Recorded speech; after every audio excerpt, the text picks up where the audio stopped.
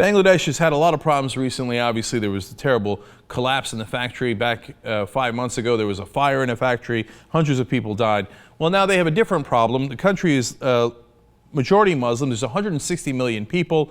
It's largely impoverished, but they are governed by secular law. And apparently, some Muslim fundamentalists in the country do not like that. They want to pass a blasphemy law saying you're not allowed to offend us in any way, shape, or form.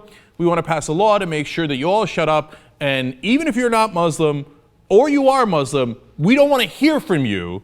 We're going to make sure that you're not allowed to talk, and we'll put you in prison if you say anything that offends our very, very delicate feelings. So how are they going to demonstrate how upset they are about this? Of course, they're going to do riots. So let's look at the riots happening in Bangladesh now.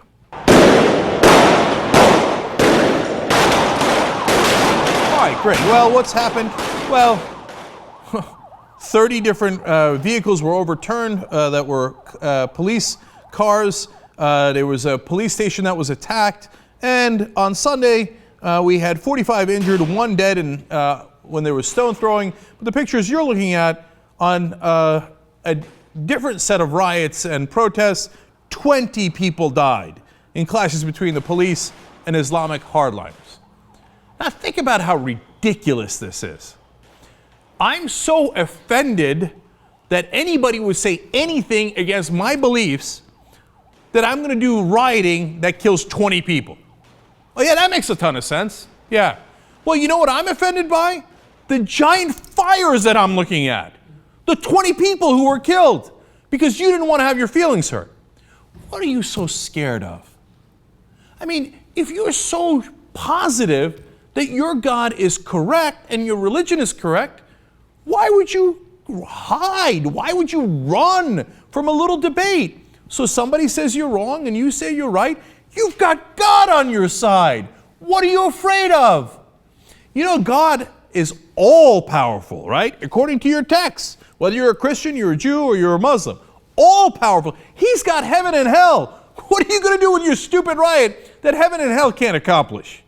But no. They are so insecure that they have to say, no. If anybody disagrees with us, violence, and we're going to put them in jail.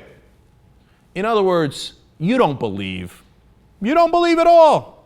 If you believed, you'd have such great peace of mind. And you wouldn't have to worry about what anybody said about Islam. What difference does it make what they say about Islam?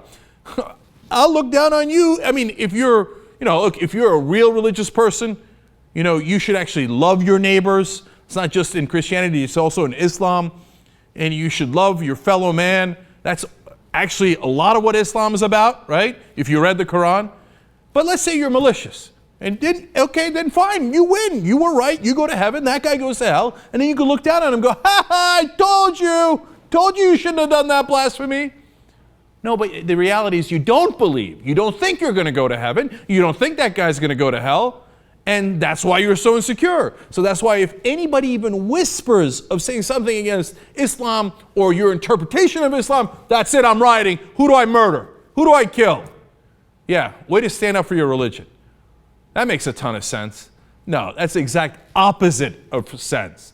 It makes your religion look terrible. It makes you look ridiculous. It makes you look weak and not very bright.